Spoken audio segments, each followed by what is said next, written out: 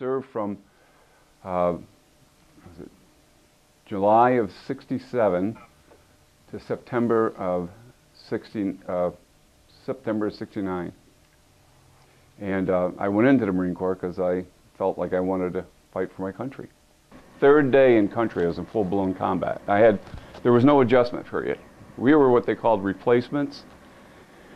We were to try to stop, we were the stopgap for loss of personnel.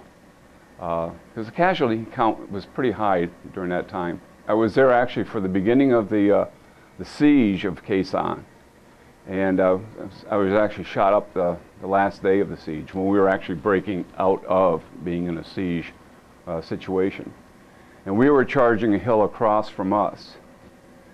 And we were basically on a... Our captain wanted to see how interested they were in fighting. And so he sent out just a platoon of us.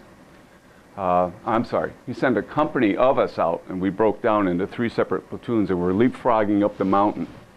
And that left us quite vulnerable because we ran across a North Vietnamese battalion, which is quite a few soldiers. This is in so many pieces because it was actually an armor-piercing round used for tanks and heavy equipment. But when they're shooting at us like we're shooting at them, whatever ammo is available they're going to use. So this has a solid steel core, and all these fragments here are pieces of the brass jacket that encapsulated the core of the bullet. But 3 of them hit me, and it wasn't until after some other guys talked about what happened to me. They saw me run right up into the machine gunner. I didn't know he was there. You know, I wasn't trying to like take him on with my rifle, and he had a machine gun. I didn't see him.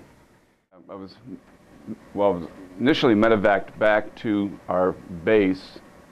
You know, they found out the condition I was in, so I was eventually ended up in Cam Ranh Bay, and then stayed there for a little over a month. My condition went downhill very rapidly, so I was sent home essentially because I was in critical condition. I was sent, and that's how I ended up in St. Albans Naval Hospital, the closest area to my home at that time. When you're in that level of combat, I mean, it was, out of my platoon, it was just my lieutenant and I.